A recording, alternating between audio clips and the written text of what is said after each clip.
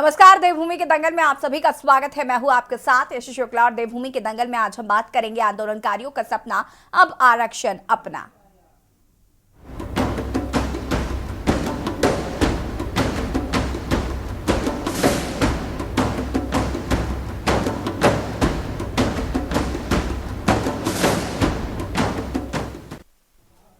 उत्तराखंड विधानसभा के विशेष सत्र ने इस साल इतिहास रच दिया है। विशेष सत्र में सरकार ने 2 महत्वपूर्ण विधेयक पारित किए हैं।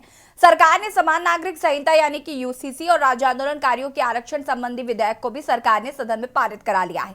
सरकार के इस फैसले से राज्य आंदोलनकारियों को सरकारी नौकरियों में 10% क्षैतिज आरक्षण का लाभ देने का रास्ता साफ हो गया है। वहीं विधानसभा में यूसीसी का विधेयक पारित होते ही भाजपा कार्यकर्ता में जश्न का माहौल देखने को मिला। ढोल नगाड़ों और आतिशबाजी के साथ ही मुख्यमंत्री धामी का सभी कार्यकर्ताओं ने आभार व्यक्त किया है। वहीं धामी ने यूसीसी विधेयक के पारित होने को ऐतिहासिक कदम बताया। उन्होंने सदन में कहा है कि हम हमेशा अनेकता में एकता की बात करते हैं, यही भारत की विशेषता और यह विधेयक भी उसी एकता की बात करता है। मुख्यमंत्री ने बताया कि यूसीसी विधेयक राजभवन की मंजूरी के बाद इस विधेयक को राष्ट्रपति की मंजूरी के लिए भेजा जाएगा। राष्ट्रपति की मंजूरी के बाद राज्य में यूसीसी लागू हो जाएगा। वहीं विधानसभा से पारित होने पर अब यूसीसी को देश में लागू करने की मांग की जा रही। हालांकि विपक्ष सरकार के यूसीसी कानून से खुश नहीं है। कांग्रेस ने सरकार से सदन में यूसीसी विधेयक को प्रवर समिति को सौंपने की सिफारिश की है। विपक्ष का कहना है कि सरकार के यूसीसी बिल में कई खामियां हैं जिसे दूर किया जाना चाहिए। इसके लिए प्रवर समिति को सौंपा जाना चाहिए। इतना ही नहीं, विपक्ष का कहना है कि सरकार जल्दबाजी में यूसीसी को लागू करने की तैयारी कर रही है क्योंकि चुनाव नजदीक है। वहीं भाजपा यूसीसी के मुद्दे पर इसे लोकसभा चुनाव में भुनाने जा रही है।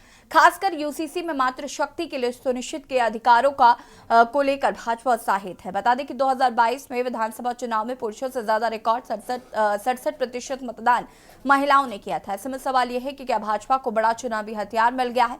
आज इसी मुद्दे पर चर्चा करेंगे। इससे पहले रिपोर्ट।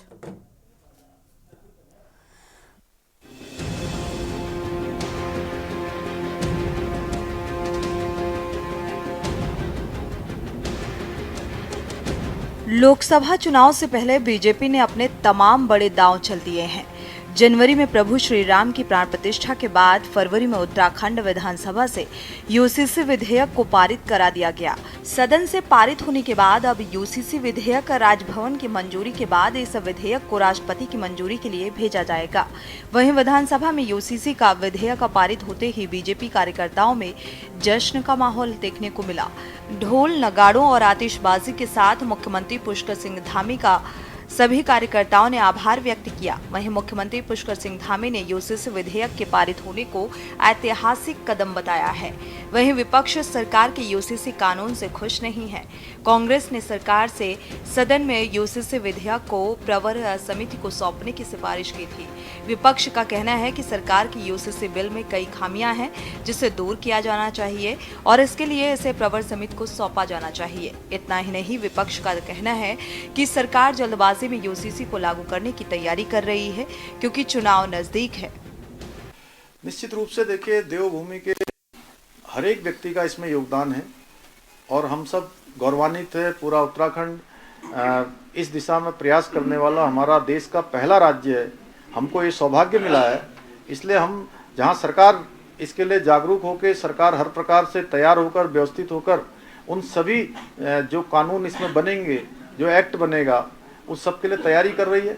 जागरूक होकर जनता ने जिस प्रकार से हमको सेवा का अवसर दिया है, उसी प्रकार से इस कानून को लागू करने के लिए भी आगे आएगी। इसको स्वीकार किया है कि 700 पन्नों का ड्राफ्ट उसको प्रस्तुत नहीं किया गया और सिद्ध विधेयक को सदन में प्रस्तुत किया गया और 2 घंटे मात्र का समय माननीय विधायकों को दिया गया और आज माननीय मुख्यमंत्री ने भी स्वयं स्वीकार किया है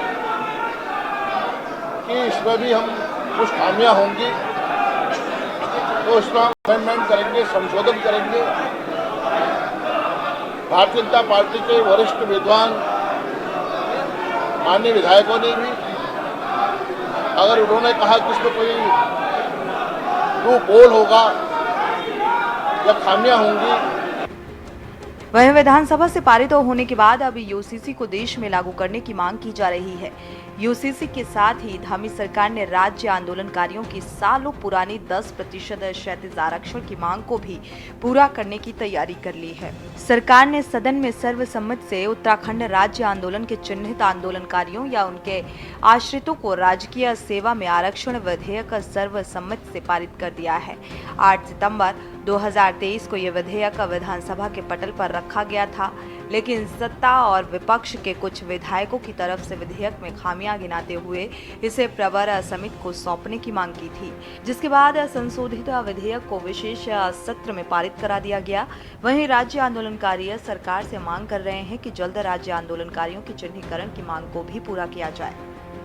दिया है। इस हेतु हम समस्त राज्य आंदोलनकारी उत्तराखंड के माननीय मुख्यमंत्री श्री पुष्कर सिंह धामी जी और विधानसभा के समस्त मंत्रीगण, समस्त विधायकगण, पक्ष विपक्ष, जिन्होंने सर्वसम्मति से एक स्वर से ये तोहफा देने का कार्य किया, इस हेतु हम उनका बहुत बहुत हार्दिक आभार एवं धन्यवाद करते हैं। विशेषकर माननीय मुख्यमंत्री जी, जिनसे हम लगातार संपर्क में थे और वो वादा करते थे कि मैं इसको करके रहूँगा। आज उन्होंने अपना वादा निभाया। जो 2015 से विधेयक राजभवन में पड़ा हुआ था, हम तब से उनसे संपर्क में थे। उन्होंने उस विधेयक को वापस बुलवाया, फिर विधानसभा में रखा, कैबिनेट से पास कराया और फिर प्रवर समिति के माध्यम से उसकी जो भी कमियां थी उसमें उसको संशोधित किया और कल ध्वनिमत से पारित करा दिया। राज्य आंदोलनकारियों के 10% क्षैतिज आरक्षण का जो राज्य आंदोलनकारियों का अधिकार है, लंबे संघर्ष के बाद, विपक्ष के बड़े जो है प्रयासों के बाद जो है ये अधिकार उनको विधानसभा से मिल गया है। वहाँ से बिल जो है पास हो गया है, लेकिन अभी जो है उसे अस्तित्व में आने में समय लगेगा, क्योंकि गवर्नर की जब तक उस पर मोहर नहीं लगती तब तक वो इम्प्लीमेंट नहीं हो पाएगा। और राज्य आंदोलनकारियों के जो चिन्हीकरण की लंबी मांग है, और इस दौरान जो है जो आंदोलनकारी ओवर एज हो गए हैं उनके लिए सरकार ने इस बिल में क्या प्रावधान किए हैं वो भी देखना होगा।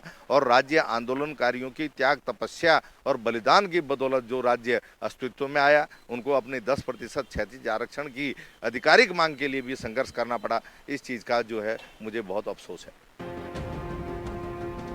कुल मिलाकर उत्तराखंड विधानसभा ने इतिहास रच दिया है। विशेष सत्र में सरकार ने जहां 2 महत्वपूर्ण विधेयकों को पारित कराया, तो वहीं अब उत्तराखंड राज्य पहला राज्य बन गया है जहां यूसीसी विधेयक विधानसभा से पारित हुआ है।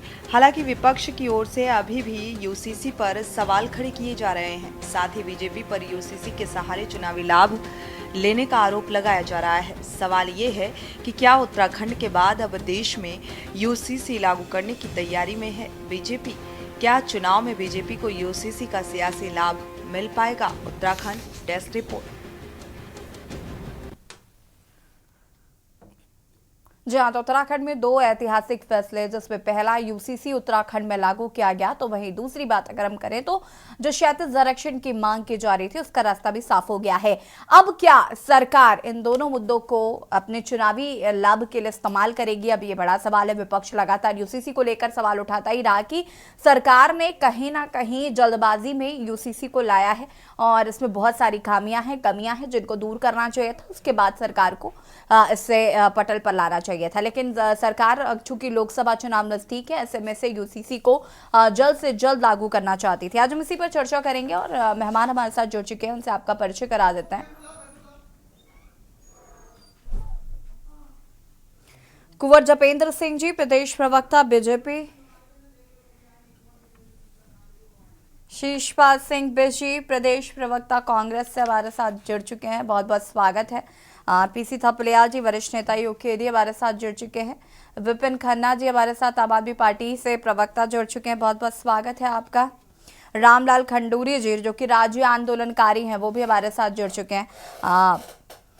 बहुत बहुत स्वागत है सबसे पहले तो आप सभी का। और शुरुआत विपक्षी दलों से ही करते हैं, चूंकि जपेंद्र जी अभी आए नहीं हैं। शीशपाल जी, कांग्रेस ने कहा है कि यूसीसी जो है उसे लाने में काफ़ी वक्त सरकार को लेना चाहिए था और काफ़ी कमियां खामियां हैं इसमें, और प्रवर समिति को सौंपा जाना चाहिए और जो कमियां खामियां उनको दूर करना चाहिए, ऐसा कांग्रेस कह रही है। ठीक है, इस पर क्या सबसे पहले तो प्रतिक्रिया है आपकी यूसीसी को लेकर? देखिए यशी जी, कांग्रेस पार्टी ने ये बिल्कुल भी नहीं कहा कि सरकार को यूसीसी लाने में लंबा समय लेना चाहिए था। बाकायदा हमने तो ये कहा कि 2 साल का लंबा समय जो यूसीसी के लिए समिति इन्होंने बनाई उसने लिया, और जो है 900 पेज से ज्यादा का जो दस्तावेज सदन के पटल पर बिल के रूप में रखा गया, उसको पढ़ने के लिए विपक्ष को पर्याप्त समय नहीं दिया। इस पे व्यापक चर्चा होनी चाहिए थी, और राज्य की एक आबादी को जो है यूसीसी के ड्राफ्ट से आपने बाहर रखा। आप जो है जनजातीय आदिवासी बहनों के अधिकारों की रक्षा क्यों नहीं करना चाहते? तमाम सवाल थे। लिव इन रिलेशन को जो है आपने कानूनी अमली जामा पहनाने का काम किया, जिसे हमारी संस्कृति में जो है बिल्कुल मान्यता ही नहीं है। हमारे यहाँ जो है इस प्रकार की कोई व्यवस्था नहीं है, क्योंकि इसके बाद निश्चित तौर पर जो है उनको कानूनी संरक्षण प्राप्त होगा। रजिस्ट्रेशन के बाद उनको उनकी मनमर्जी आप करने देंगे। तो व्यापक चर्चा विचार विमर्श सदन के अंदर होना चाहिए था, जिसका समय सरकार ने नहीं दिया। इसीलिए हमने कहा कि इसे प्रवर समिति को सौंप देना चाहिए। जो खामियां इस बिल में होंगी उनको सॉर्ट आउट करके एक सशक्त जो है यूसीसी जिसे सरकार बता रही वो राज्य की जनता को मिलना चाहिए। क्योंकि आपने इसमें जब आदिवासी जनजाति को बाहर रखा है, तो क्योंकि जो अनुच्छेद 44 है देश का जो संविधान है, वो कहता है कि जो है देश के सभी नागरिकों के लिए यूसीसी आना चाहिए। एससी, एसटी, ओबीसी, आदिवासी जनजाति, इसके जो स्टेक होल्डर है सबकी सहमति से आना चाहिए। आपने 2 साल का लंबा समय इसके ड्राफ्ट में लगाया, लेकिन आपने जो है एक तबके की जो है इसमें सहमति नहीं ली। उनके लिए आप कह रहे हैं कि बाद में इसमें संशोधन होंगे, बाद में इसे लाएंगे। तो ये यूसीसी है ही नहीं जिसे सरकार यूसीसी बताने का प्रयास कर रही है। और इसके बाद भी इसमें बहुत से कानूनी पेचीदगियां हैं। ये जी हम आगे जो है इस पे चर्चा करेंगे। एक खुशी की बात है, राज्य आंदोलनकारियों के लिए जो 10% क्षैतिज आरक्षण की बहुत प्रतीक्षित मांग थी। हम मेरे आंदोलनकारी साथियों को जो है लंबा संघर्ष इसके लिए करना पड़ा, धरना प्रदर्शन करना पड़ा, मंत्री के आवास के बाहर भी धरना देना पड़ा, उसे प्रवर समिति में भेजा। लंबे जो है खींचतान के बाद जो है अब वो सदन के पटल पे आया, विधानसभा से पारित हो गया है। जो है माननीय महामहिम राज्यपाल की बहुत जल्दी उसे संस्तुति मिलेगी, ऐसा मेरा विश्वास है। लेकिन राज्य आंदोलनकारियों के चिन्हीकरण के जो मसले हैं, जो हमारे आंदोलनकारी साथी उनके आश्रित ओवर एज हो गए हैं आरक्षण की आस में, उनका भी ध्यान जो है सरकार ने रखा होगा, ऐसा मेरा पूरा विश्वास है। और आंदोलनकारियों को अब भविष्य में इस प्रकार की किसी दिक्कत का सामना ना करना पड़े, क्योंकि आंदोलनकारियों के सम्मान के साथ इस राज्य की जनता छेड़छाड़ बिल्कुल खिलवाड़ बर्दाश्त नहीं कर सकती। क्योंकि राज्य आंदोलनकारियों की बदौलत ही आज इस राज्य का अस्तित्व है, हम सबका अस्तित्व है। तो राज्य आंदोलनकारियों के मामले में सरकार को अब और विलंब नहीं करना चाहिए, और बहुत जल्दी जो है इससे संबंधित जो है जो शासनादेश जारी हो जाने चाहिए, ऐसा हमारा कहना है। जैसे राज्य आंदोलनकारियों के लिए जो 10% आरक्षण, उसका रास्ता भी साफ हो गया है और यूसीसी तो लागू कर ही दिया है उन्होंने। क्या कहना चाहेंगे, लोकसभा चुनाव में इसका पूरा राजनीतिक फायदा उठाने के लिए तैयार है बीजेपी? देखिए यशी जी, बिल्कुल भारतीय जनता पार्टी जो भी करती है, जो भी एक्सरसाइज करती है। शीशपाल जी, यशी जी कुछ कह रहे हैं? जी विपिन जी से सवाल था ये, मैं आऊंगी आपके पास। अच्छा ठीक है विपिन जी। महत्वपूर्ण बात यह है कि जैसा कि भारतीय जनता पार्टी एक ओछापन पर उतारू हो गई है यूसीसी को लेकर, राम मंदिर को लेकर।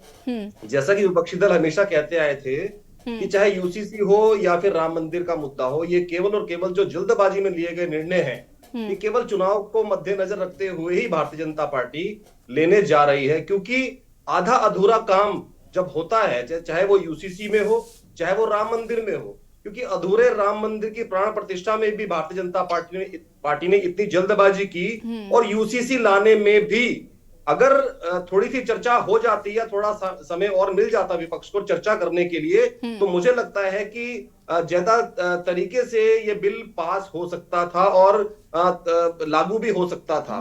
लेकिन इतनी जल्दबाजी में इसको लागू किया गया, जनजातियों को अलग कर दिया गया। मुझे समझ में नहीं आता, जब एक तबके को आपने इस यूसीसी से अलग कर दिया है तो फिर यूसीसी आपने नाम क्यों दिया है? फिर एक देश एक कानून की बात आप कैसे कर सकते हैं जब कुछ लोगों को आपने इसके दायरे से बाहर रख दिया है? सबसे बड़ी बात तो यही है ना कि एक देश एक कानून, ये तो राज्य है। लाभ लेने का मात्र एक रास्ता भारतीय जनता पार्टी इख्तियार कर रही है, और जो छोटा राज्य है उत्तराखंड राज्य को इन्होंने एक ऐसा जगह बना दी है कि आप यहाँ पर लागू करिए, अगर इसका नुकसान हुआ तो छोटे राज्य को होगा और इसका फायदा हुआ तो शायद बड़े राज्यों को इसका फायदा हो। तो केवल जो है उत्तराखंड में केवल दिखावे के लिए जो ये लागू करा गया है, मुझे लगता है इसे यूसीसी का नाम ना देके कुछ और ही देना चाहिए। नहीं विपिन जी, देखो ये तो वैसे भी आप कह रहे हैं एक देश एक कानून, और ये तो राज्य में लागू हुआ है। अगर आगे कभी केंद्र लागू करता है तो फिर केंद्र का फैसला इसमें कैसे इंक्लूड होगा, या केंद्र की चीजें। यशी जी, इसीलिए तो हम लोग कह रहे हैं कि प्रयोगशाला ना बना के उत्तराखंड को, ये पूरे देश में उसको लागू करना चाहिए था। जब 2014 से भारतीय जनता पार्टी ढिंढोरा पीट रही है यूसीसी एक देश एक कानून का, तो फिर ये उत्तराखंड में लागू करने की क्या जरूरत थी? पूरे देश में आप लागू करते, इसमें जो जनजातियां थी वो भी उसमें सम्मिलित होती, उसमें जितने भी हमारे धर्म विशेष के लोग हैं वो भी इसमें सम्मिलित होते, हिंदू हैं, मुसलमान हैं, सिख हैं, ईसाई हैं, सभी वर्ग इसमें सम्मिलित होते। तो केंद्र सरकार को ये लागू करना चाहिए था। विपक्ष इसी बात की तो मांग कर रहा था कि आपको उत्तराखंड में लाने की जल्दी क्या है, उत्तराखंड में क्यों प्रयोग करना चाह रहे हैं आप, पूरे देश में इसको क्यों नहीं लागू करना चाह रहे, जबकि आपने 2014 से यूसीसी का सपना देश की जनता को दिखा रखा है। तो अब उत्तराखंड में अचानक से आपको इतनी जल्दबाजी चुनाव से पहले क्या थी? और चलिए आप लागू भी कर रहे हैं और आपने मरा गिरा लागू भी कर दिया है, तो कम से कम इस पर चर्चा करानी चाहिए थी। 900 पेज का बिल पढ़ने के लिए आप मात्र 2 घंटे का समय दे रहे हैं, ये तो एक हास्यास्पद बात हो गई ना।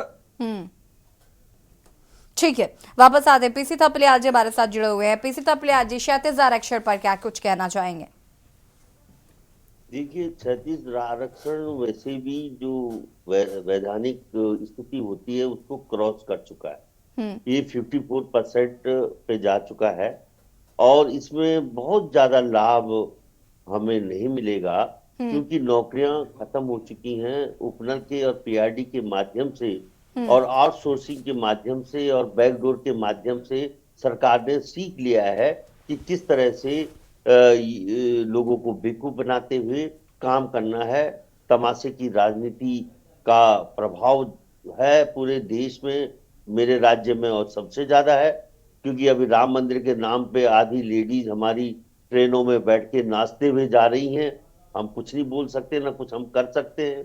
इधर धूल पिटने लग गया है कि लोग नहीं, तो थपलियाल जी, इससे आपको क्या प्रॉब्लम है? नहीं, अगर जा रही हैं औरतें नाचती गाती हुई, उनके मन में उत्साह है, वो जा रही हैं, आपको नहीं जाना, आप नहीं जा रहे हैं, ये तो किसी का भी व्यक्तिगत मसला हो सकता है ना, इस पर आप टीका टिप्पणी कैसे कर सकते हैं? यही तो बोल रहा हूँ कि तमाशों की राजनीति है। राजनीति बहुत तमाशा नहीं हो सकता, ये तमाशा नहीं हो सकता। ये तो धर्म से जुड़ा मुद्दा, आस्था से जुड़ा मुद्दा है ना, ये कैसे तमाशा? आप इसको तमाशा कैसे कह सकते हैं? के लिए हमारे बाबा संत धर्मात्मा शंकराचार्य हैं, ये लोग नहीं है आस्था से जोड़ने के लिए। हाँ, ये लोग हैं हमारे स्वास्थ्य, हमारे रोजगार, हमारी शिक्षा, हमारा विकास, इसके लिए थे ये लोग। इसके लिए हमने इनको अपने सिर पे बिठा रखा था। इन पत्थरों को हमने नाचने के लिए और गाने के लिए नहीं बिठाया था कि हम हर्षोल्लास के साथ तमाशा करें। अभी तमाशा नहीं देखा आपने। जैसे यूसीसी है, पूरा तमाशा है। तमाशा एक गुब्बारा भरा और उसके ऊपर लिख दिया यूसीसी, और उसके बाद मैंने आपसे 36 आरक्षण पर पूछा कि मुझे बताइए जरा 36 आरक्षण पर क्या कहना चाहते हैं?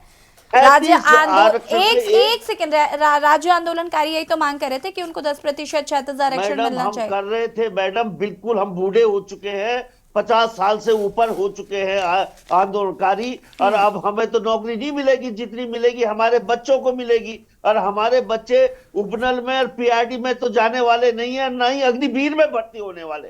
अब समस्या ये है कि इस इंजेक्शन के माध्यम से बेहोशी तो आ गई हमारे पे कि हम इनका विरोध नहीं कर पाएंगे कि भाई अग्निवीर को हटाओ। हम नहीं बोल पाएंगे, हम इन्हें नहीं बोल पाएंगे इनसे कि हमारा टिहरी डैम का अधिकार हमें दो, जिससे कि मेरे युवाओं को पूरा अपने संसाधन पे अधिकार मिल सके, अपने पर्यटन पे अधिकार मिल सके, अपने मछली पालन पे अधिकार मिल सके, अपने इस रिसोर्स पे अधिकार, वो हम नहीं कर पाएंगे। अब हम अधमरे होकर या इंतजार करेंगे नौकरी मिलेगी।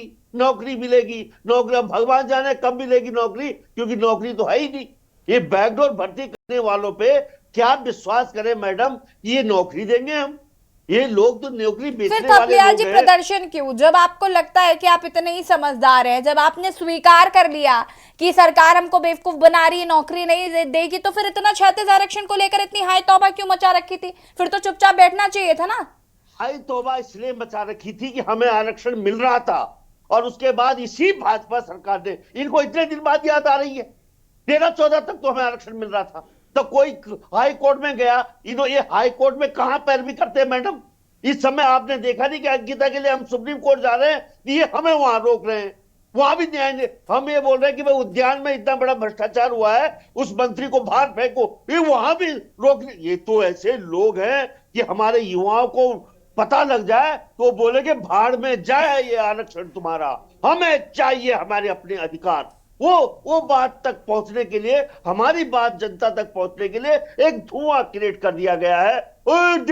देश खुश हो रखा है, देश ये मांग रहा है, ये जनता खुश हो गई है 36 आरक्षण से। ये सब चीजें तमाशे की राजनीति के हेडलाइन में आती है मैडम। भारतीय जनता पार्टी इस देश के साथ, इस देवतुल्य जनता के साथ बहुत बड़ा धोखा कर रही है, बहुत बड़ा धोखा।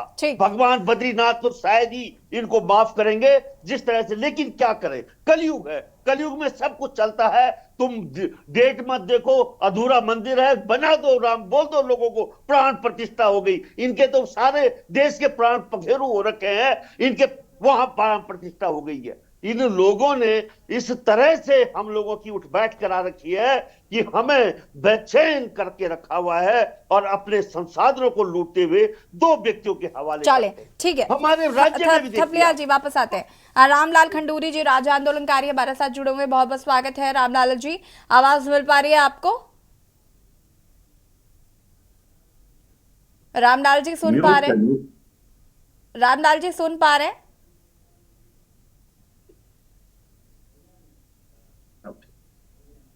ठीक है, रामलाल जी आपको आवाज आ रही है?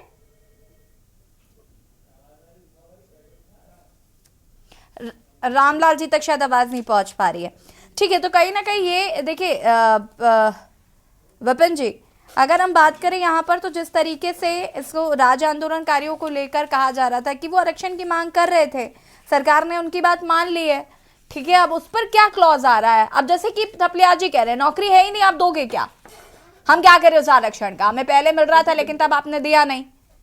यशी जी बिल्कुल थपलियाल जी बिल्कुल सही बात बोल रहे हैं, क्योंकि नौकरियां तो भारतीय जनता पार्टी ने ना नौकरियां रखी, ना पेंशन रखी है, कुछ भी नहीं। मतलब आप 2 करोड़ नौकरी देने का वादा कर रहे थे, एक सरकार आपकी आई थी जिन्होंने पेंशन खत्म कर दी थी, दूसरी सरकार आपकी आई जिन्होंने नौकरियां खत्म कर दी। सारा सिस्टम प्राइवेट हाथों में दे दिया आप लोगों ने, और पीआरडी के और ऐसे विभागों से लोगों को प्राइवेटाइज भर्ती कराया जा रहा है, तो नौकरियां हैं कहां? अगर नौकरी है तो उसमें पेंशन नहीं है। अब प्राइवेट और सरकारी में क्या फर्क रह गया है? अब जब 11 साल से आरक्षण की मांग चल रही थी और 2014 तक मिल रहा था, तो इन्होंने क्यों रोका उसको? और आज आप केवल एक लॉलीपॉप आपने दे दिया है। ठीक है, हम बधाई देते हैं,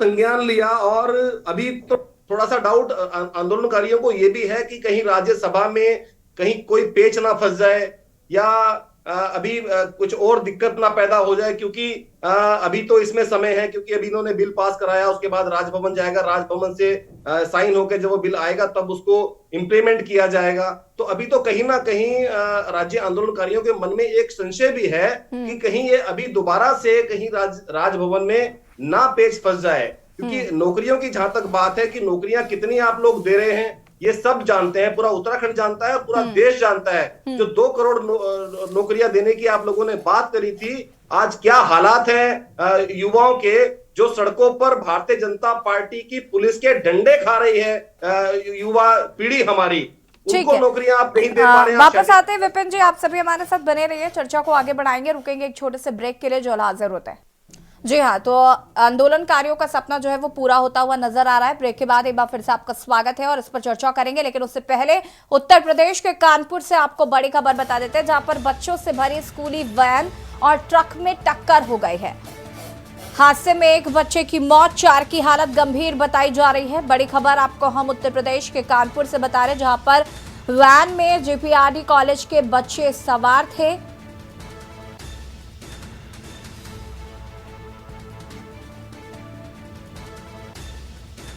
कानपुर से खबर, बच्चों से भरी स्कूली वैन और ट्रक में हुई टक्कर। हादसे में एक बच्चे की मौत, 4 की हालत गंभीर बताई जा रही। वैन में जीपीआरडी कॉलेज के बच्चे थे सवार। अरौल थाना क्षेत्र के सरैया गांव में हुई घटना। इसी खबर पर ज्यादा जानकारी के लिए संवाददाता अमित हमारे साथ जुड़ चुके हैं। अमित, क्या कुछ जानकारी है हादसे को लेकर? लगता है संपर्क टूट गया, उन्हें फिर से संपर्क करने की कोशिश करते हैं और बता दें आपको कि वैन में जीपीआरडी कॉलेज के बच्चे थे सवार। एक बच्चे की मौत, 4 लोग गंभीर रूप से घायल, जिन्हें अस्पताल में भर्ती कराया गया है। अरौल थाना क्षेत्र के सरैया गांव में हुई घटना। कानपुर से खबर, बच्चों से भरी स्कूली वैन और ट्रक में हुई टक्कर। और इसी खबर पर ज्यादा जानकारी के लिए संवाददाता अमित एक बार फिर से हमारे साथ जुड़ चुके हैं। अमित, जानकारी है हादसे को लेकर? देखिए, ये स्कूली वैन और ट्रक की टक्कर है जो ओवर स्पीड के कारण हुई है। अरौल के क्षेत्र में ओवर स्पीड के कारण ये टक्कर हुई है। इसमें एक बच्चे के मौत की सूचना आ रही है और 4 वहीं गंभीर रूप से घायल हैं, जिन्हें कानपुर के हैलत अस्पताल में रेफर कर गया है। और 10 बच्चे जो मामूली रूप से घायल हैं, उन्हें वहीं के निजी अस्पताल में इलाज दिलाया जा रहा है। और उन सभी बिंदुओं पर जांच की जा रही है कि कैसे इस हादसे में ट्रक टकरा गया और वैन जो है, वैन में सवार बच्चे घायल हो गए। क्योंकि आरटीओ की ये सबसे बड़ी गलती मानी जा रही है कि एक निजी वाहन में 15 बच्चे स्कूली बैठकर कैसे जा रहे थे, सरकारें क्या कर रही थी और जो संस्थाएं हैं वो क्या काम कर रही थी, आरटीओ पर क्या काम कर रहा था, ट्रैफिक विभाग क्या कर रहा था कि ऐसे इतनी बड़ी दुर्घटना हो गई। जी, घायल बच्चों की स्थिति कैसी बनी हुई है? साथ ही साथ मौके पर कौन कौन लोग मौजूद है? प्रशासन की तरफ से इस पर क्या रिएक्शन है? देखिए, सूचना मिलते ही तुरंत पुलिस मौके पर पहुंची और जो क्षतिग्रस्त वाहन था उसे वहां से हटा दिया गया। सभी को अस्पताल रेफर कर दिया गया है। आला अधिकारी हालांकि मौके पर ना पहुंचे, सीधे अस्पताल पहुंच रहे हैं, जहां वो बच्चों का हालचाल लेने का प्रयास कर रहे हैं। जी ठीक है, बहुत बहुत शुक्रिया आपका जानकारी साझा करने के लिए। कानपुर में स्कूली वैन और ट्रक में टक्कर हुई है। फिलहाल ये जिस तरीके से ओवरलोडिंग थी, वैन में 15 बच्चे सवार थे। कई सवाल खड़े हो रहे हैं। हालांकि आपको बता दें कि एक बच्चे की मौत हो गई है, कुछ मामूली बच्चे रूप से घायल हुए थे, उनको घर भेज दिया गया है। 4 बच्चों की स्थिति गंभीर है, उन्हें अस्पताल रेफर किया गया है।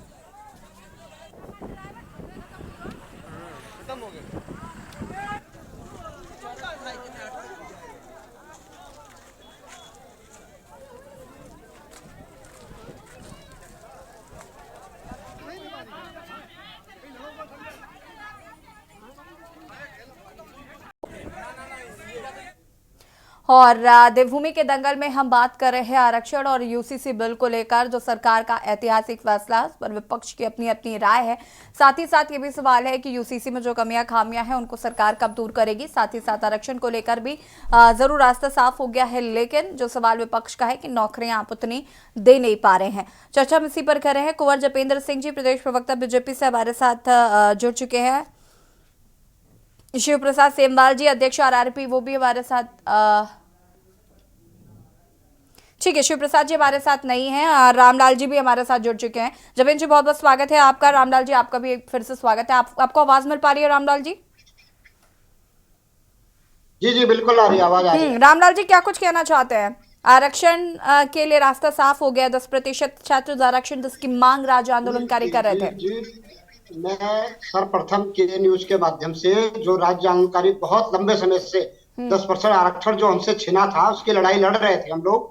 और बराबर हम कोर्ट से लेके सरकारों से राजभवन घेराव, मुख्यमंत्री आवास घेराव, विधानसभा घेराव, क्या क्या नहीं किया हमने। और ये जो 2015 में हरीश रावत सरकार ने एक विधेयक पास किया था रोक लगने के बाद, वो लगभग 6-7 साल राजभवन में कैद था।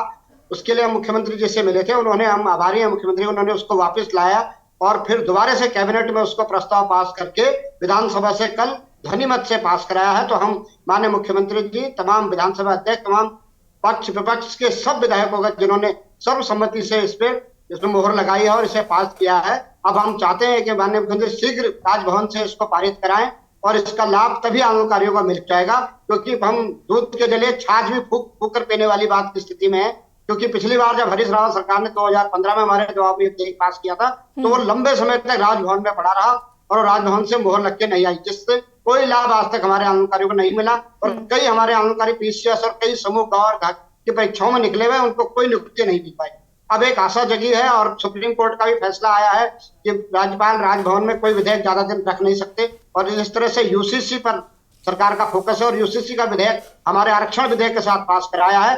तो हमें उम्मीद है कि ये दोनों विधेयक बहुत शीघ्र, हो सकता है 1 हफ्ते 2-4 दिन के अंदर राजभवन से भी पारित होकर आ जाएंगे। और हमारा ये भी निवेदन है सरकार से कि जो भी वैकेंसियां निकल रही हैं तब तक उन पर आप रोक लगाएं, और जब तक ये कानून नहीं बन जाता, क्योंकि अगर वैकेंसियां निकल गई तो हमारे आंदोलनकारियों को इसका कोई लाभ नहीं मिल पाएगा।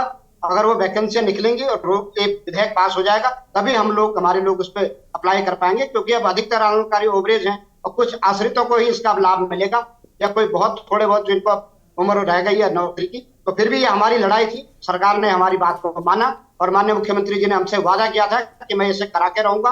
हमें बड़ी खुशी कि उन्होंने इस वादे को पूरा किया और हमारे जो भी हमारी और भी मांगे इस प्रदेश हित में मूल निवास भू कानून, जैसे कि यूसीसी समिति की रिपोर्ट आई तो सरकार ने तुरंत उसको विधानसभा सत्र होकर उसको लागू कराया।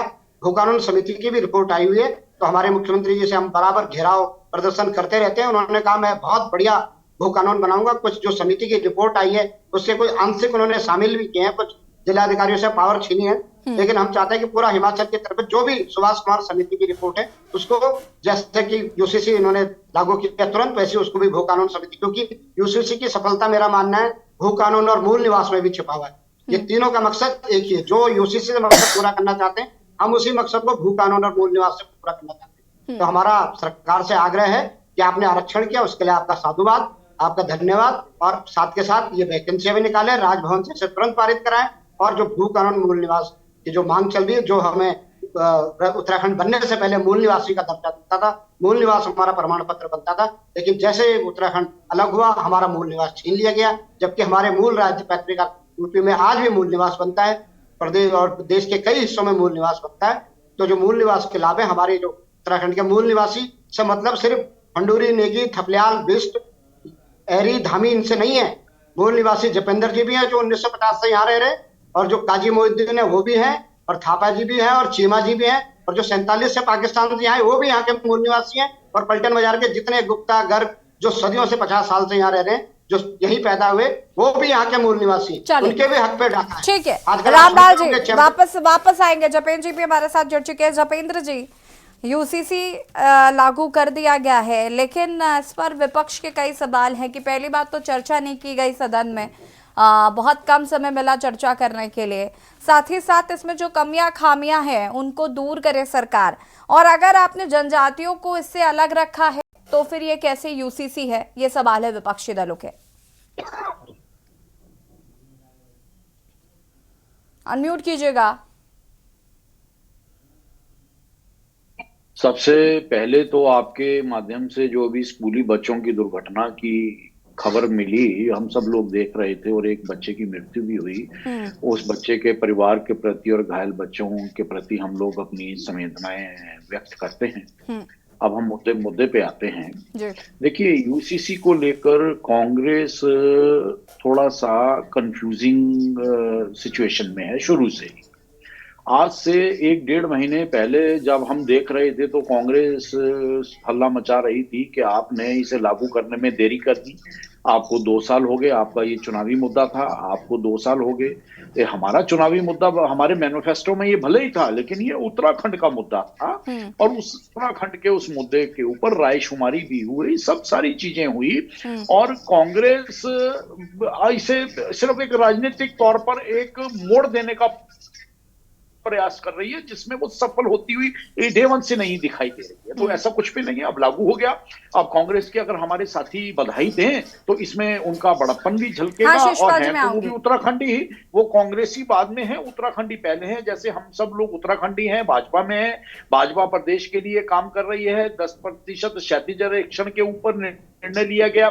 अभी जैसे हमारे रामलाल जी बता रहे थे कि अन्य मुद्दों के ऊपर, मूल निवास को लेकर, बाकी चीजों के ऊपर बहुत अच्छी बात इन्होंने कही कि उत्तराखंड के अंदर जो बरसों से यहाँ रह रहे हैं, यहाँ पैदा हुए हैं, किसी भी जाति धर्म के हों, हम सब उत्तराखंड वासी हैं। हम सबके दिलों में उत्तराखंड बसता है और अपने उत्तराखंड के विकास के लिए, उत्तराखंड को आगे बढ़ाने की दृष्टि से निश्चित तौर पर भारतीय जनता पार्टी प्रयासरत है और भारतीय जनता पार्टी करने करके भी दिखा रही है। युवा मुख्यमंत्री हैं आज और देश के प्रधानमंत्री, उनकी विशेष कृपा दृष्टि उत्तराखंड के ऊपर रहती है। उत्तराखंड के साथ उनका एक विशेष लगाव है, तो उसका आने वाले समय में हमें बहुत बड़ा लाभ मिलना ही मिलना है और वर्तमान में भी मिल रहा है।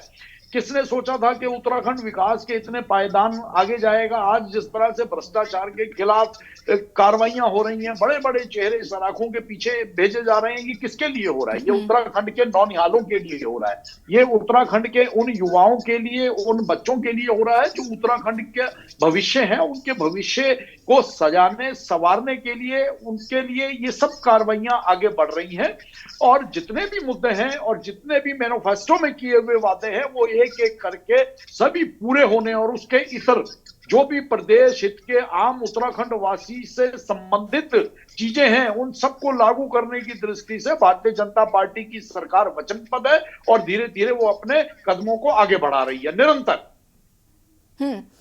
ठीक है, देखिए, लेकिन अगर हम बात करें जिस तरीके से विपक्षी दल इसको लेकर सवाल उठा रहे हैं, शीशपाल जी अपनी बात को पूरा कर सकते हैं आप।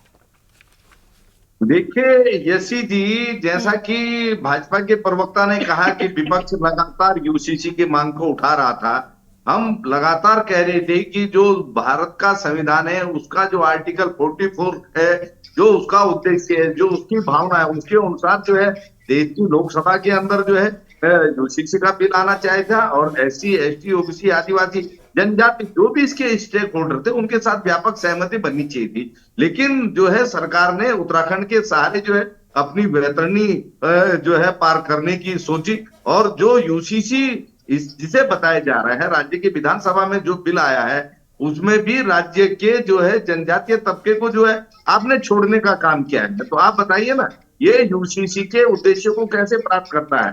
क्योंकि आर्टिकल जो 44 है उसकी भावना जो है उसके अनुसार जो है उसका उद्देश्य कमजोर समूहों के खिलाफ भेदभाव और असमानता को दूर करना। अनुच्छेद 44 पूरे भारत में सभी नागरिकों को संदर्भित करता है। तो केवल संसद ही ऐसा कानून ला सकती है। राज्य की विधानसभा के पास देश के संविधान में संशोधन की पावर है या नहीं है, ये भी भाजपा को साफ करना चाहिए। और अभी जो बिल विधानसभा से पास हुआ है वो अभी लागू नहीं हुआ है, वो अभी लागू हो भी नहीं सकता है, क्योंकि जो संविधान है उसके जो आर्टिकल 254 की धारा 2 के तहत ये जो है महामहिम राज्यपाल के पास मंजूरी के लिए भेजा जाएगा और उससे पहले 3 जो केंद्रीय मंत्रालय है वहां से जो है संस्कृति मिलेगी, विधि मंत्रालय है, वहां से गृह मंत्रालय है, वहां से कानून मंत्रालय है, वहां से इसको जब तक एनओसी नहीं मिलेगी, महामहिम राष्ट्रपति जो है इसको जो है आगे नहीं बढ़ाएंगी और जब तक वो आगे नहीं बढ़ाएंगी तब तक ये कानून का रूप नहीं लेगा। और क्योंकि हमारे सामने उदाहरण है खंडूरी जी का लोकपाल विधेयक, उसको भी भाजपा ने इसी तर्ज पर जो है पारित किया था, महामहिम राज्यपाल के द्वारा वो राष्ट्रपति को गया। जपेन जी वो लागू नहीं हो पाया। जपेन जी एक सेकंड रुकिए, जिसे बता रहे हैं वो यूसीसी है नहीं, मैं ऐसा मानता हूँ। ठीक है, शीशपाल जी होल्ड ऑन, शीशपाल जी भाजपा को ये भी साफ करना चाहिए कि भाजपा ने और भाजपा की सरकारों ने अपने विचार को बदल दिया है क्या, अपने संकल्प को बदल दिया है क्या, एक देश एक कानून के उद्देश्य से ये जो है भटक गए हैं क्या? अब जो है हर राज्य का अपना जो है यूसीसी होगा, हर राज्य अपने स्तर से यूसीसी लाएगा। तो देश के अंदर रुकिए जरा शीशपाल जी, एक सेकंड रुक जाइए। जपेन जी अपनी बात को पूरा करेंगे। जपेन जी उसके बाद इस बात का भी सवाल का जवाब देंगे आप कि जब केंद्र अगर इसे लागू करेगा तो राज्य सरकार के इस यूसीसी का क्या होगा? देखिए, 2 चीजें समझिए। जो अभी इतनी बड़ी प्रक्रिया हमारे शीशपाल जी ने बताई है तो वो संविधान के अनुरूप ही तो वो प्रक्रिया है। अब वो महामहिम के पास गया है, महामहिम से वहां से स्वीकृति होने के बाद वो लागू होगा। संविधान में अनेकों ऐसे अधिकार हैं जो राज्यों को प्रदान किए गए हैं और इसमें इसे राज्य भी लागू कर सकते हैं और केंद्र भी लागू कर सकता है। अब अगर ये उत्तराखंड उत्तर भारत में दूसरा राज्य है, गोवा में ये पहले से ही लागू है। अभी आपने जनजातीय क्षेत्रों जनजातियों की बात करी, तो संविधान में जो जनजातियों को अधिकार है, जो जनजातियों का प्रारूप है, वो कहीं पे भी किसी चीज को बाधित नहीं करता है, उनसे किसी को कोई प्रॉब्लम नहीं है। वो कभी भी देश के लिए हमेशा सहायक के रूप में साथ खड़े हुए हैं, तो वो उसी प्रक्रिया के तहत है। लेकिन अब कांग्रेस का क्या किया जाए? कांग्रेस को की स्थिति वो हो गई है कि अगर निगले तो फंसे, उगले वो फंसे। अब विरोध करने के लिए विरोध करना है, तो इनका विरोध करने के लिए जो विरोध करने का जो तौर तरीका है वो हम पहले से ही जानते हैं, हमें स्वीकार है। शीशपाल जी, फटाफट अपनी बात को पूरा करिए, उसके बाद विपिन जी और थपलियाल जी का रुख करते हैं। शीशपाल जी, देखिए यशी जी, भाजपा के प्रवक्ता ये साफ करें कि जिस कानून की जगह यूसीसी को लाया जा रहा है, उन कानूनों को जो पहले से विद्यमान है हटाना पड़ेगा या नहीं पड़ेगा? उनको रिटेन किए बिना यूसीसी कैसे लागू होगा? और उनको रिटेन करने की पावर राज्य की विधानसभा में है या नहीं है? संविधान में संशोधन की पावर विधानसभा में है या नहीं है? और आप महामहिम राष्ट्रपति की मंजूरी के बाद भी अगर सुप्रीम कोर्ट में कोई सीआईएल बढ़ जाती है, तो ये तो एक झटके में जो है कैंसिल हो जाएगा। इसीलिए विपक्ष चाहता था कि इसे प्रबंध समिति के पास भेजा जाए, इसकी जो पेचीदगियां हैं, जो खामियां हैं, उन्हें दूर किया जाए, सर्वसम्मति बनाई जाए, जो है जो राजनीतिक बहुलता है इस देश की, जो ताकत है, उसका जो है सम्मान किया जाए। लेकिन भारतीय जनता पार्टी ने मनमानी करने से जो है पीछे नहीं हटी और जो थोपना चाहती थी वही थोप रहे हैं। तो आगे आप देखेंगे, शीशपाल जी, आगे आप देखिए महामहिम राष्ट्रपति की मंजूरी के बाद ठीक है, जपेन जी कर पाते हैं, ये देखना होगा। शीशपाल जी रुकिएगा। कांग्रेस ने थोपा था, भारतीय जनता पार्टी तो निरंतर आपकी थोपी हुई काली सी सफाई करने में लगी हुई है। थोपने का काम कांग्रेस का, पूरा देश जपेंद्र जी देख रहा है इस तरीके से आप तानाशाही कर रहे हैं, संविधान की मनमानी व्याख्या कर रहे हैं। जी सहमत है जपेन जी की बातों से? ठीक है शीशपाल जी रुकिएगा जरा। शीशपाल जी, शीशपाल जी, आपके षड्यंत्रों को भली भांति समझ रही है। शीशपाल जी, आप केवल अपने चुनावी लक्ष्य को प्राप्त करना चाहते हैं, आप सुधार नहीं चाहते। शीशपाल जी ठीक है। विपिन जी, विपिन जी जी क्या कहना चाहते हैं यहाँ पर जपेन जी की बातों का? यशी जी, महत्वपूर्ण बात यह है कि भारतीय जनता पार्टी ने यूसीसी के नाम पर एक प्रदेश की जनता को गुमराह करने का प्रयास किया है और जितनी प्रक्रियाओं से अभी यूसीसी के ड्राफ्ट को गुजरना है, अभी विधानसभा में इन्होंने पारित किया है। ठीक है, इनकी संख्या बल ज्यादा था, इस आधार पे इन्होंने इसको पारित करवा दिया, लेकिन अभी राज्यपाल महोदय के पास जाने के बाद, उसके बाद कई मंत्रालयों से गुजरने के बाद, उसके बाद राष्ट्रपति महामहिम राष्ट्रपति के पास, ये तो शीशपाल जी ने बता दिया, ये सब शीशपाल जी पाएगा। इससे पहले कुछ नया, कुछ नया अच्छी तरह से पता है गठबंधन के साथी है, हमें मालूम है। जब तक ये विधायक महामहिम राज्यपाल राष्ट्रपति के पास पहुंचेगा, तब तक पूरे देश में आचार संहिता लागू हो चुकी होगी और ये विधेयक ठंडे बस्ते में चला जाएगा। और ये मात्र और मात्र उत्तराखंड के साथ इन्होंने बद्दा मजाक करने का काम किया है और उत्तराखंड की जनता को गुमराह करने का काम किया है। अगर मैं गलत हूं तो जपेंद्र भाई जवाब दें। क्या महामहिम अगर जब ये लागू हो जाएगा मिठाई बांटेंगे राष्ट्रपति के पास? ये विधेयक पहुंचने तक आचार संहिता लागू होगी कि नहीं होगी? अगर आचार संहिता लागू होगी तो विधेयक पारित कैसे होगा?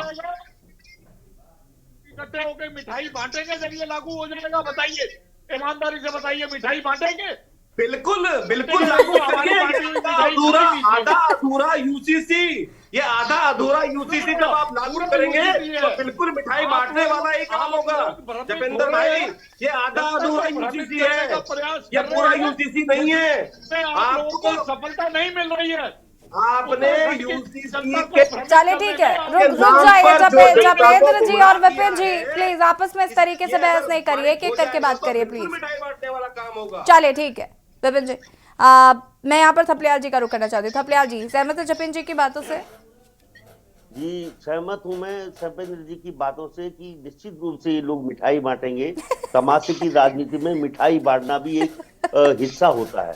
हाँ। और तमाशे वही नहीं, ये कई लेडीज को बुर्का पहना के और धन्यवाद देने भी जाएंगे धामी जी को। देखते रहना आप। और देखो आप जब कभी इनको पूछो कि मिठाई में क्या खुशी है तो एक भी खुशी नहीं बता पाएंगे कि उस यूनिफॉर्म के अंदर क्या है, क्योंकि जपेंद्र जी, बीच में इंटरप्ट करना आपने कब से शुरू कर दिया है? जपेंद्र जी, आप तो डेकोरम मेंटेन करके चलते हैं ना, प्लीज।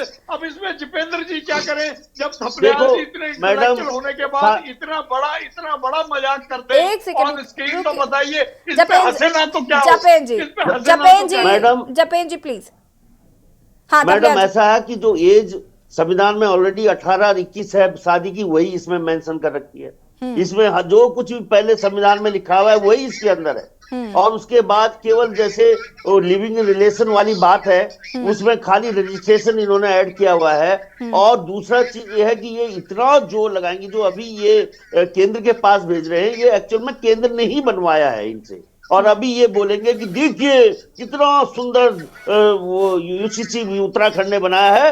और उसकी भी उत्तराखंड की जनता पे पूरे देश के लोगों का विश्वास है। और उस विश्वास को हाथों हाथ लेगी जनता। इस चीज को वो शातिर नीतिकार जानते हैं कि किस तरह से हम इसको पूरे देश में लागू करेंगे। उन्होंने लागू करना है। इन्होंने पहले भी करेक्शन के लिए, हमारा मुख्यमंत्री गया था वहां, पूरी टीम गई थी। मैंने पहले भी कहा कि 6 महीने पहले ये दिखाने गए कि ठीक ठाक है इसमें, तब उन्होंने बोला भाई ये जरा ये जो वो है दलित और जो अपने रिजर्व कोटा है इनको मत छेड़ो जो यहाँ पे हैं। तो इन्होंने उनको नहीं छेड़ा। लेकिन अगर कहीं भी इतिहास में आएगी बात कि यूनिफॉर्म सिविल कोड, देखो संविधान में 2 ही है, क्रिमिनल और सिविल। और सिविल में हमारी लैंड भी आती है। वहां भी इन्होंने इवन हमारा जो मूल निवास आएगा वो भी इसी के अंतर्गत आएगा। क्योंकि यूनिफॉर्मिटी अगर हमने पूरे देश में देनी है तो हमें कोई हक नहीं है मूल निवास मांगने का।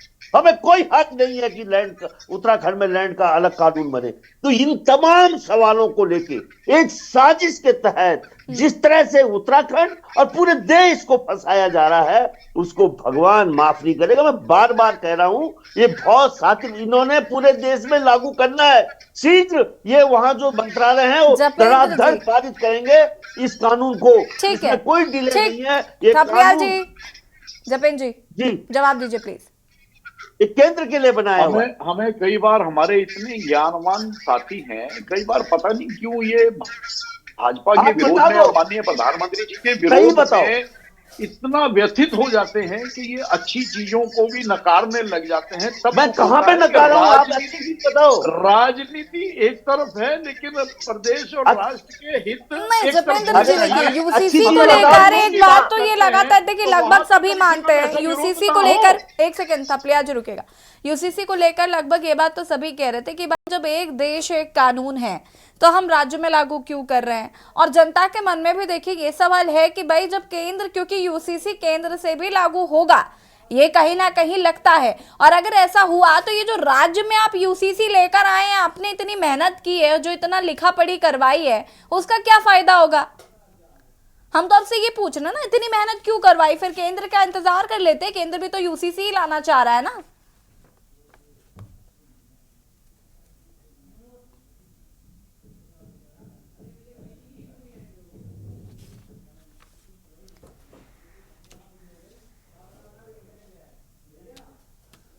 ठीक है, जपेंद्र जी तक शायद आवाज नहीं पहुंच पा रही। फिलहाल बता दें आपको कि विधानसभा के विशेष सत्र में रचवा इतिहास और आंदोलनकारियों को भी फायदा देने का रास्ता साफ हो चुका है। आंदोलनकारी खुश नजर आ रहे हैं क्योंकि उनके जरिए मांगा जा रहा था कि नौकरियों में राज्य आंदोलनकारियों को करीब 10% क्षैतिज आरक्षण मिलना चाहिए। जपेंद्र जी फटाफट अपनी बात को पूरा करिएगा कि यूसीसी केंद्र का जब मसला था तो आखिर क्यों राज्य सरकार को इतनी जल्दी थी? अब राज्य सरकार ने जो इतनी मेहनत की 2 साल लगभग, और हम लोग ने भी जो मेहनत की है लगातार इस पर चर्चा करके और आउटपुट निकालने के लिए, विपक्ष ने भी इस पर मेहनत की, हमारी तो मेहनत व्यर्थ हो जाएगी ना फिर।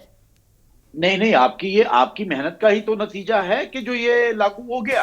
आपकी मेहनत कहाँ व्यर्थ हो रही है? ये आप लोगों की, मीडिया की मेहनत का ही नतीजा है जो आज ये लागू हो गया। और ये ऐसा कुछ नहीं है यूसीसी को लेकर, इसे केंद्र लागू नहीं हुआ है अभी चलिए आप लोग लागू करवा देंगे, पारित करवाया है आपने संख्या बल के करवा बेस देंगे, पर। आप लोग अभी ये पारित नहीं हुआ है, ये चलिए। पारित तब होगा जब महामहिम रामलाल जी आपका रिएक्शन चाहते हैं। देखिए क्षैतिज आरक्षण को लेकर जो बात निकल आ रही है, और क्षैतिज आरक्षण जल्द ही मतलब लागू हो जाएगा और मिलेगा 10% क्षैतिज आरक्षण, पारित भी हो जाएगा संभवतः, लेकिन विपक्ष को ऐसा लगता है कि कहीं ना कहीं आचार संहिता अगर लग गई और उससे पहले लागू नहीं हुआ तो आप लोगों के साथ ये धोखा होगा। इस पर क्या कहना चाहते हैं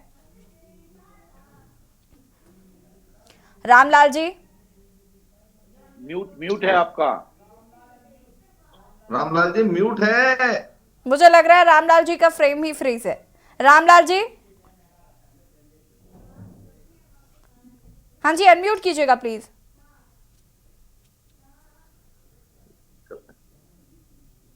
नहीं है, नहीं बताओ, लागू ही नहीं होना।